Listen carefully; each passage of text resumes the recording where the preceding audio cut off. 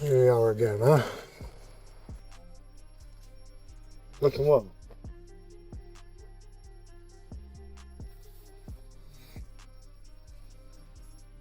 Slim around the cheekbones. Yeah, I'm slightly hoping you miss weight. we're doing the weight a little bit different this time. We can't give you another Rolls. I am slightly hoping you miss weight again. Just a little bit. Only one Rolls Royce for you. Only one. Roy Jones Jr. has made his stance clear ahead of one of Britain's biggest boxing rematches, and he believes Chris Eubank Jr. won't leave it in the hands of the judges this time. All I wanted to do was rip his head off. And what did my son want to do? Rip his head off. For a fighter, that nervous energy building up. I want to say when I fought Chris Eubanks the first time, that energy that was wrong. It was wrong.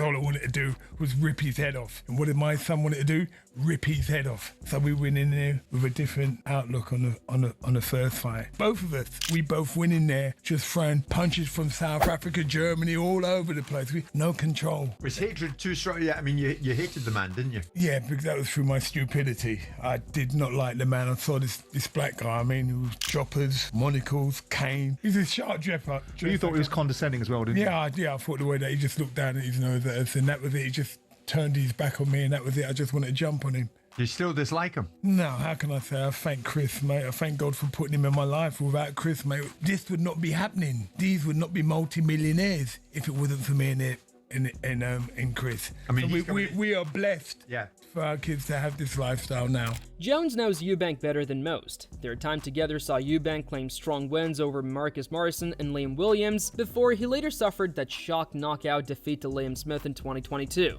That loss seemed to reshape him, and when he reunited with new trainer Brian McIntyre for the rematch against Smith, Eubank came back sharper, avenging the defeat with a dominant performance before edging Conor Benn on points in their first meeting earlier this year.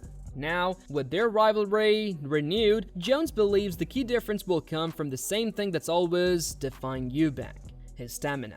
Jones said, "I think Eubank's gonna win. I think he's gonna try for the knockout, which also makes him more susceptible to being knocked out. But I think with the size difference, it's gonna be okay as long as he doesn't go about it in a reckless way."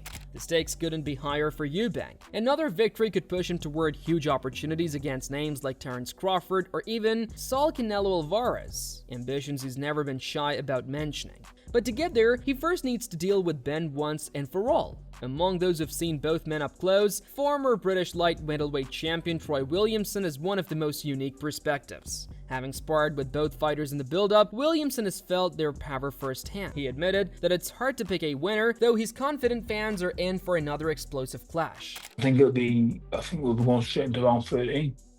So yeah, I'm excited as a fan. Are you surprised how well Conor's kind of fighting at 160? Because it is a big step up for him. Yeah, well, as you said, in the last fight he was 116. He looked good. It was a close fight. Who do you think wins the rematch? The fence. On the fence, you know. if I hadn't squad both, I'd give a prediction, but I'm expecting a good fight. I'm looking forward to the fight as a fan, so. Peter Fury is looking beyond the punches. For him, Benn's challenge is about emotional control. His aggression is his biggest weapon, but also his biggest danger. Fury believes Benn's maturity will define the fight, whether he can stay composed under pressure and use his energy wisely. If he does, Fury thinks fans could see a very different Benn from the one who lost in April. No, I don't know. I think Benn can do more, and he's going to learn from it, the first one. So, and Eubank looked drained at that weight. I'm surprised he's gone in again for the same weight, same rules, because you could see he looked like he was struggling to get to that weight, and it showed in there at times. So I think it's a 50-50. You know, Benn's in with a better chance this time than the first time. Benn said he's going to box more in the second fight. Is that the game plan you would deploy, or? Yeah, you've got to box. Look, it's called boxing for a reason. You know, you've got to box. When you're looking for big shots and take somebody's head off, somebody will pick you apart. You know, this is skill set in there. At this level. George Groves, who's fought Eubank himself, shares a similar sentiment but frames it differently. He sees this rematch as a defining crossroad for both men. For Benn, it's about proving he belongs among the elite, showing that the first fight was just a setback. For Eubank, it's survival. At his age, another loss could slam the door on big money fights and title chances. Groves believes the intense pressure will either sharpen Eubank's focus or expose cracks that can't be hidden anymore. One different caveat, if you like, to this is Bomac is back. Yes. Now, which is interesting. That is interesting. Now, he gave credit to Jonathan Banks for last time, but Bomac is different. He is different. Different gravy. I mean, the best we ever seen Chris Eubank Jr., in my opinion, was the Liam Smith rematch. Yeah. Bomac training him. Did you hear what Bomac said? This would send shivers down my spine when he goes, oh yeah, I had a look at that fight. Oh, there's a lot I can work with. You're like, if you're Conor Benn, you're thinking, sitting there going, oh, Yeah. I would love Chris to put the ego away and get to America and let Bomac train you over there. Oh, that'd be the... You want to be in that gym. You want to be surrounding those little killers and sparring those guys, right? You want to be sparring those smaller guys who are like as fast as Conor and nippy as Conor. Do you know what I mean? Yeah, and they will. And he'd probably, listen... He'll get lit up by some of them. He'll get lit up by some of them. But believe me, it's going to pay you dividends. Across the Atlantic, David Benavidez offered a far bolder view. He remembered watching their first fight expecting Eubank to dominate, only to be surprised by Benn's grit and power. Benn's ability to stand his ground at 160 pounds, his first time finishing that heavy, impressed Benavidez more than anyone else that night. He thinks Benn learned from that experience and will adjust this time. Benavidez also pointed to a crucial detail, which is the weight. Eubank had to cut significantly before their first fight, and that strain showed in how he absorbed punches. Yeah, honestly, he hurt him a lot in that fight. You know, I don't know if it was, it might have been the weight cut because Chris Eubank, he was fighting at 168, and I don't remember the last time he fought at 160. So, I mean, he's a big guy. He kind of had trouble. I feel like he probably had trouble making the weight. So he was getting hurt a lot in that fight. But, you know, like I said, he found the energy and everything he needed to finish that fight. And he also hurt Conor in, was it the last round? Or he hurt Conor a couple times too. Yeah, so he had him in the last round. He put pressure on him. He was on top of him. He got clipped himself in round 3. And you're right, he showed a lot of resilience and grit. I'm not sure Chris Eubank Jr. can do that again. I think he's 37 years old or coming up to 37. Conor Benn's younger and he's kind of very ambitious. He's up out of his weight class at 160. So he proved that he's very tough and strong and he can do it.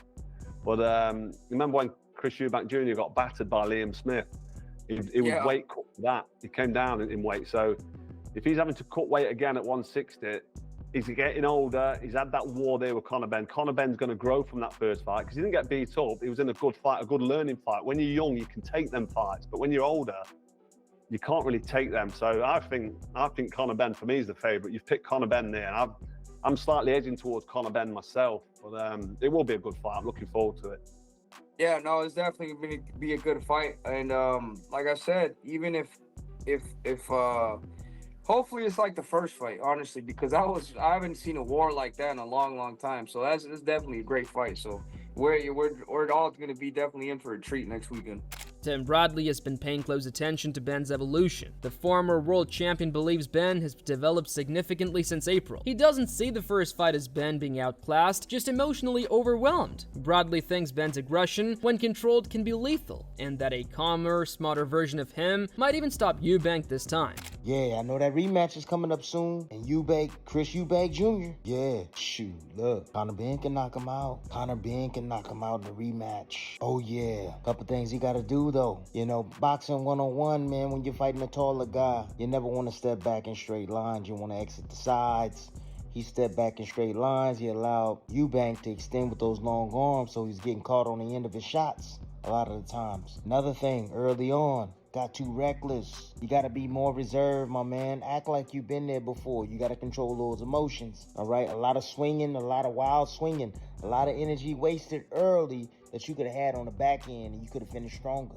But you didn't. You wasted a lot of energy swinging that air. Mad, intense. Hey, controlled aggression. That's what it gotta be, Conor Benn. Controlled. Hamza Shiraz went a step further. He's convinced Benn will stop Eubank within 6 rounds, and for Shiraz, it's simple logic. Eubank's body may not handle the weight it cut at this age, and Benn's intensity early on could overwhelm him. He believes Benn's high-tempo pressure and body shots could be too much for an older, possibly dehydrated Eubank to handle. What's your prediction, Benn or Eubank? I've got Conor Benn to win inside 6 rounds. I feel like the weight will affect Eubank too much on how it affected him before as well. And it was a hard fight. It wasn't an easy fight. Yeah, Conor Benn to win inside. Joe Gallagher brought a more personal insight to the table. He revealed that after their first fight, Eubank admitted he underestimated Benn's punching power. It's rare to hear Eubank admit vulnerability, but Gallagher thinks that moment showed respect and recognition that Benn isn't just a smaller man moving up. That awareness could make Eubank more cautious and calculated this time, but it also proves just how dangerous Benn can be when he finds his rhythm. I think Eubank, he said afterwards, straight after the fight, he was surprised at how hard Conor Benn punched. He was surprised with a lot of things with Conor Benn, and maybe he overlooked him, and maybe that's why now he's brought Bomac back into the cart, because he's given him the respect. I know he won last time, that he deserves this time, and by bringing them people on board, he's got to be serious about it. Conor Benn can only grow with confidence from that he went in there, he had moments, and it was just experience, big stage, big fight, adrenaline. That cost him the fight. I still think Eubank will still win. Will it be a closer fight? Possibly, but I still fancy Eubank Jr to win. In another thrilling fight, I think the two styles will always gel into that type of fight. It's hard because the first one was so controversial, and then would the dad, and then the dad turned up, it had everything.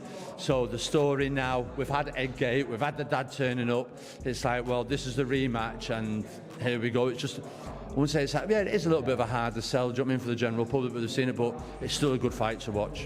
Joe Cordina sees this as Benn's redemption story. He believes the defeat in April was the best thing that could have happened to Benn. It gave him time to reflect, to train with purpose, and to mature. Cordina feels Benn has turned that pain into progress and will enter the ring a better fighter, not just physically but mentally. So I know what that's like for Conor, and I know he'll come back and he'll give it everything, and I'm sure he'll get to win. But not everyone's convinced. Johnny Nelson isn't sure Eubank has evolved since their last fight. While he respects his experience and technical skills, Nelson feels Benn's toughness and determination are unmatched. The fact that Benn refused to quit despite facing a bigger man told Nelson everything he needed to know. He thinks that kind of resilience shapes a fighter in ways training can't replicate. In his eyes, Benn now enters this rematch smarter, calmer, and more dangerous than before. Chris will give himself every possible chance that's going, but in reality, you know, personally, I just think the last performance of Chris, I thought, you've got nothing left.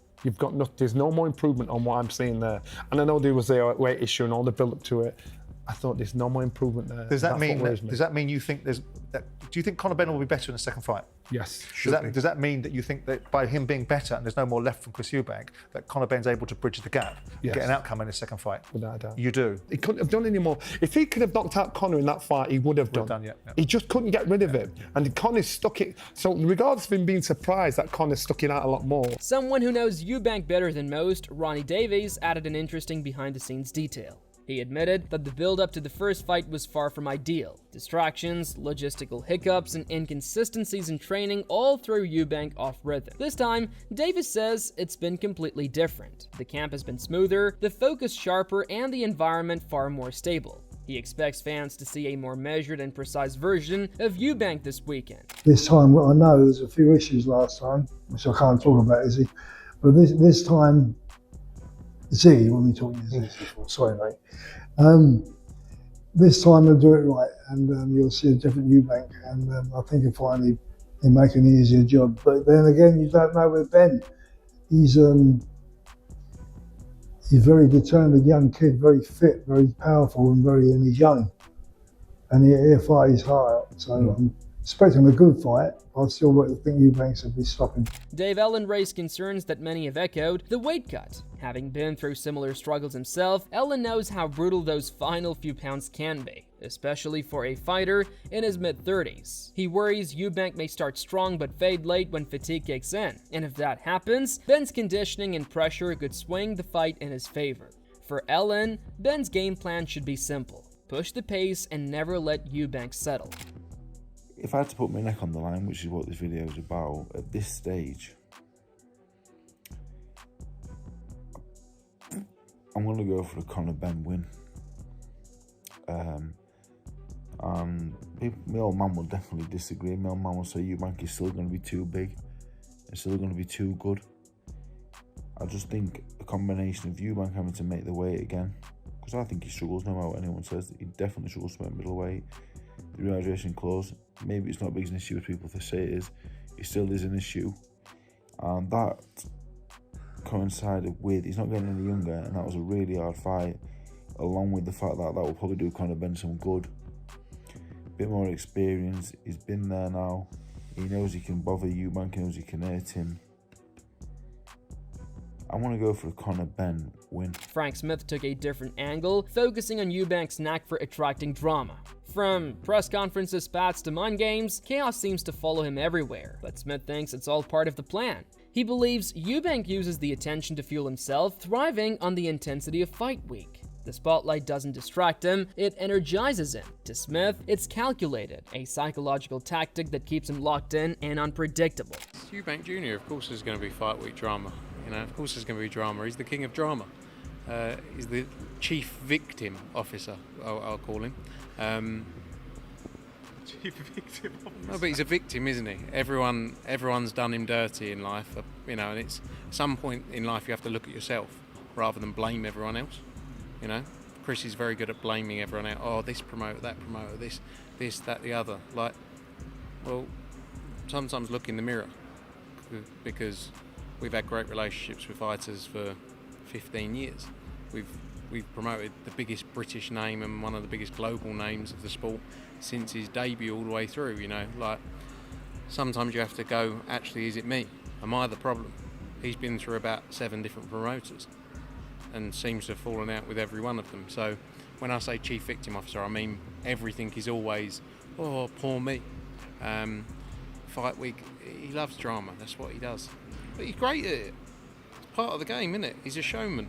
So it is what it is. Trainer Bomac McIntyre has spoken confidently about their preparation, describing the camp as focused and disciplined.